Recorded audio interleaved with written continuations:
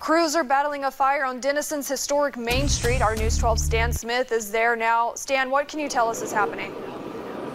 Christy, a fire fully engulfed the luxury nail salon on Main Street around 10 this morning, and then at about 11:15, the whole building collapsed. And as you can see here, a couple different fire departments are on scene in their ladder trucks fighting what's left of this fire.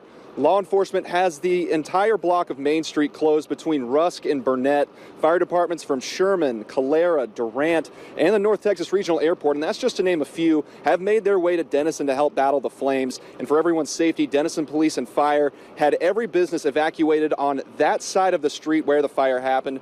And there's no word yet on what exactly caused the fire and if there are any injuries. However, we will bring you updates on this fire as the day goes on. Live in Denison, Stan Smith, News 12. All right, well, we're going to get back to that breaking news from earlier in the show. Downtown Denison, there was a fire on Main Street. Our News 12 Stan Smith is there live right now.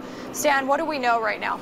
Christy, I just spoke with Denison Fire Chief Greg Lloyd. He said there were no injuries from this fire. And right now, crews are still using their ladder trucks to put out the fire right now. The fire is out. They're just taking care of a few hot spots. I just got off the phone with St. Luke's Episcopal Church just moments ago. They evacuated all of their preschoolers because of the wind that was blowing in their direction. They tell me everybody's safe over there. They were all evacuated. Again, Greg Lloyd says there were no injuries, and we will continue to provide updates as the day goes on. Live in Denison, Stan Smith, News 12. News 12 at 6, I'm Dan Thomas. Well, fire has destroyed one building in downtown Denison. News 12 Stan Smith shows us where it happened. Now, Stan, what building was taken out by that fire? It was at this building right behind me. It was the Luxury Nail and Spa. Right now, crews are taking care of the remaining hot spots in the two buildings to the west of where the nail salon once stood because the fire had rekindled in the past couple of hours. And this was a massive fire. It started about 10 o'clock this morning. Main Street has been shut down between Burnett and Rusk, and everyone in these buildings directly next to where this fire started had to be evacuated. Next thing you know, I smelled something, so I had to go to the rescue. Joseph Quintanilla was working at a construction site nearby when he smelled smoke and figured he had to act quickly. And I had noticed a small fire, so I had ran back and grabbed 2 5-gallon buckets of water. I threw one of them on it, and by the time I got ready to throw the second one, there was a 20-foot flame out the back door. And I couldn't even stand there to hold the temperatures or anything. Kathy Pryor was in her business, Vintage Mercantile, across the street when it started. To the moment it collapsed. That's your worst fear when you own a building down, antique building down here, and you live down here and have businesses, is they're connected. And so, if one building goes, then you worry about it going to the next one and the next one. Denison Fire Chief Greg Lloyd says the fire covered 3 transformers in the back of the building, which limited firefighters from being able to control the blaze right away. There was an older transformer. It took them a little more time than normal to get that de-energized for us. Lloyd says the fire escalated due to obstacles in the building and they couldn't fight the fire from above. Their ladder truck is being repaired and they had to wait for Sherman and Howe to bring their ladder trucks. But it was too late. The building collapsed. And once it got to a certain point, it flashed everything. Interestingly, as it flashed and breached the roof, all the smoke damage in the adjoining structures sucked up that hole. No one was hurt. You feel guilty for being thankful that it's not yours, but you want to help them and do whatever you can for them. Keep them in your prayers. A couple of business owners on this block do say that smoke got inside their stores but didn't sustain any damage from the flames. However, Chief Lloyd says the 2 buildings directly to the west of where the nail salon was did have significant damage, and they're monitoring the 3rd building now to make sure that there's no heat inside there. And Chief Lloyd says they will continue to investigate the cause of the fire. Live in Denison, Stan Smith, News 12. Well, Stan, the community is really coming together to help these people. There were 3 families that lived in this building behind me, and you can see now there's nothing left. Right now we know that Tracy Realty, First United Bank, and Rack City Archery are taking donations to help benefit the families, first responders, and businesses affected. Our beautiful historic city suffered a very, very tragic loss. Linda Anderson says when she heard about the fires, she knew she had to do something. She heard Tracy Realty was taking donations, so she brought clothes and money in, but says she plans to bring in more. 3 families, 6 people total, lost everything in the Main Street fire Wednesday. Part of it is because I know people would do the same for me. George Mason lives on Main Street and was one of the first people to bring money. Those poor people need help, and I gave what I could. Tommy Hometh, the owner and broker of Tracy Realty, rented the loft apartments to the families. She says she started to rally behind them immediately, getting the word out on Facebook. Thoughts and prayers are nice, but we really need to take action. Hometh says this morning donations started pouring in before they even opened their doors. She says so far over $2,000 worth of money and gift cards have been donated to the families, along with clothing and household items. Owner of Rack City Archery, Kayla Neal, says they're handling the larger donations. We have a 10,000 square foot building and we only occupy half. So we have plenty of storage space to take on those large bulk items to help with this effort. In a while, these families are going to need the basic items that one needs to set up a household. For now, they need the emergency items. Now, both of those businesses are taking donations during regular business hours, and First United Bank is taking cash donations at any location. The bank is having a fundraiser cookout about 5 blocks west of here down Main Street. They say bring $5, you'll get lunch, and all of the money will go towards those affected.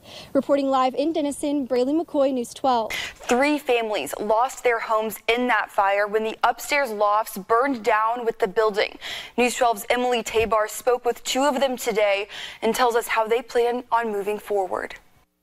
It's something that you don't, maybe you worry about, but until it actually happens, you don't know, the depth of what has to, what you're going to have to do, Brad Nixon and his wife Lysandra were inside their Main Street loft when the fire started Wednesday. We grabbed our wallets and phones and headed out the front door, and just, the rest of the day we just kind of watched things burn. And worried a whole lot, what was the future going to show for us? They just moved in about 4 months ago, so Nixon says most of their furniture is still in storage. We plan to stay in the area, but what exactly we're going to do, it's hard to say. The Nixons are one of 3 families who were left homeless after the fire. They're staying in a hotel until they can find a new home. Another family who lived next door is staying with family in the meantime. Right now, it seems really unreal. Looking at the pictures, it's weird to think that my bedroom is where it caved in. Michaela Ross, her husband, and 3-year-old daughter Matea say the community stepped in to help when the flames destroyed everything they owned. Several different businesses, groups, and people in the community have been quick to meet their immediate needs, like gift cards, food, and clothing. I don't have the words to thank people enough. I feel like I just immediately want to give them something back because they're just being so selfless. The people of Denison have given them hope in getting back on their feet. It just reminds me how much I love Denison and how much of a community we really are. In Denison, Emily Tabar, News 12. Community is still reeling after that fire that took out homes and businesses just last week. News 12's Braylee McCoy is live on Main Street with the newest effort to help. Braylee, what are people doing now? Dan and Jen, hashtag Denison Strong and hashtag Denison Forward, like you can see on this sign behind me, have become the city's new motto. Several fundraisers have been put into place, now including this t-shirt. It was designed by the Denison Arts Council and printed by another business here on Main Street who says all of the proceeds will go towards those affected by the fire. Born and raised here, and having a store on Main is a big deal. We all work together. Kimberly Miller says as soon as she saw the fire across the street from her store, she knew she needed to do something. It kind of seemed like it happened fast and at the same time slow motion. Miller owns the Hangin' Tea, a t-shirt company across the street from the fire. Miller says the Denison Arts Council came up with the design, and a nonprofit called Downtown Denison Inc. will eventually reimburse her for the material costs. But right now, the cost of producing the shirts is coming out of her pocket. There's a lot of loss and a lot of people that need help.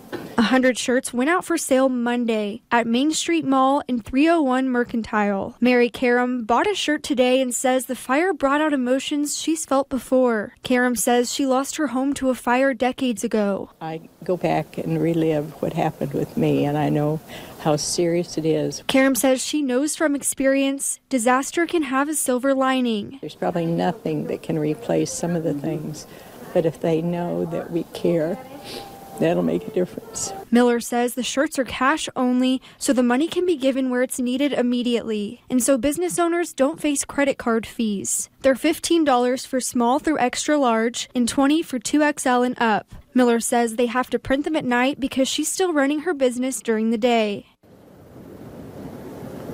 Miller said she's had over 100 people sign up to volunteer to help make the shirts. She says they're selling quickly, but they will have more done by Wednesday. Reporting live in Denison, Braley McCoy, News 12. Businesses are recovering from the fire that took down 2 businesses in downtown Denison a week ago today. News 12 Stan Smith is live in Denison now. Stan, how has that fire impacted other buildings in the area? Right next door at my friend's house, the owner tells me that there's so much smoke damage that they're going to do an air quality test just to see if everything's all right. Meanwhile, at Two Chicks Home and Market, they had to wear these masks as a precaution for a few days. And while they can breathe normally now, the owner says that the store will be closed for a while. Friends and neighbors have just been amazing to offer help. Two Chicks Home and Market owner Elsie Russell says the morning of the fire, she didn't think it would be too serious. When she saw the flames getting higher, all she could do was watch the fire take down the Luxor Nail and Spa. Russell says her shop has smoke damage, and everything inside appears to be okay until you look a little closer. And this gives you the full effect of what is actually layered on everything in our shop. So the white is what it normally looks like, and then after the fire, everything has a layer of this soot on it. Russell says every last thing in her shop needs to be moved out to be cleaned. She'll have to open a temporary location. She says her vendors are also taking a hit from this fire. They're going to have to move their product out of here too, and so it's been not just me affected. Just up the block, Denison Dance Academy director Ilona Nogar says she was praying the fire would stop as it inched closer and closer to her building. So then I got really serious, and I was like shaking up because the fire came so fast toward my building. Nogar says she had some water damage to the dance studio and had to cancel rehearsals. They're getting ready for the Nutcracker in December, and Nogar says the dancers will have to work a little harder to make up for lost time. Now I have to do more rehearsals I planned because we missed classes and rehearsals, but we're gonna be okay. We're gonna do it. Russell's goal is to reopen by the end of November. We're going to be back strong, and we're going to be selling again, and we want everybody to come back and visit downtown and shop with everybody. The financial impact of the damaged buildings has not been determined yet, and the exact cause of the fire is still under investigation, and all businesses we spoke with say they have insurance. Live in Denison, Stan Smith, News 12. Well, Denison Fire Chief Greg Lloyd explained this morning to City Council why the ladder truck was not on scene during that fire that took down 2 buildings last week. News 12's Stan Smith tells us what they plan to do now. Denison Fire Chief Greg Lloyd says their ladder truck was in a repair shop getting maintenance on the ladder the day that the fire took out these 2 buildings on Main Street, and Lloyd says their new ladder truck has already been ordered. I think many properties could have been saved with a ladder truck that could have been dispatched right away from Denison. Jay Connolly used to own the building that burned all the way to the ground. He told Denison City Council Monday morning he got a text shortly after the fire started and watched the building crumble. And in my book, that should be the priority one of our council, our city, to rent a ladder truck, or lease a ladder truck until that ladder truck is done. If this happens today again, we're in trouble again. Lloyd says the ladder on their own ladder truck had mechanical problems, causing them to call on other ladder trucks nearby. He says because the walls of the burning building could collapse, it was unsafe for firefighters to go in the building. He says if they had a ladder truck when the fire started, it would have had a, quote, beneficial impact. Oftentimes the roofs burn through pretty quickly, And when that happens, if you have aerial support, you can get water directly on the fire. And that's the key. The key to this was just trying to find places where we could get water directly on the fire. The Denison Fire Department already ordered a new ladder truck last October, and Lloyd says it takes over a year for a new one to be constructed. In the meantime, the fire department will put up braces on the facades of the 2 buildings to the west of 317 West Main to make sure they are safe to enter. The exact cause of the fire has not been determined. If you don't learn from your mistakes, then you will never learn. I think there was a mistake made that day.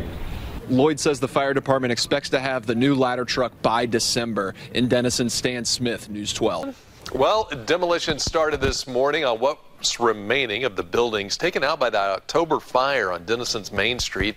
News 12 Stan Smith shares just how long that demolition will take and what the plans are moving forward with that damaged area. Folks gathered on Denison's Main Street to watch the spectacle of demolition crews taking down the facade on this building early Tuesday morning, and some had a moment of reflection on what used to stand on those lots. What started out as a small chunk taken out of the wall turned into the entire facade that came crumbling down. Lori Casada was with her children, watching the walls come down. It's kind of bittersweet, sweet in that it's getting cleaned up and something new obviously will go there, and then kind of bitter because obviously these buildings are old and have been here a very long time and so well loved by the community. We just wanted to sit and watch it, and of course boys with demolition, it's perfect. Cruz Acosta owns the building being held up by braces and was also on hand during the early demolition. I'm glad that we're finally starting this process of cleaning up, and by the same token, you do recognize that there's a lot of history that's going down. The city of Denison is spending close to $113,000 from their general fund for post-fire cleanup. And city manager Judd Rex says the demolition should take anywhere between 30 to 60 days. I know the owners that are there want to rebuild and want to bring back the businesses that were there, and then perhaps add to that as well. Acosta says he would like to rebuild once his damaged building comes down. In the meantime, he and his wife moved their business, the Desk and Easel, across the block. I guess we've had enough time to mourn it, and we're ready to move on. Just ready for it to be cleared and move forward. A representative from the demolition crew says they will take down the building where the Desk and Easel once called its home later this week. In Denison, Stan Smith, News 12.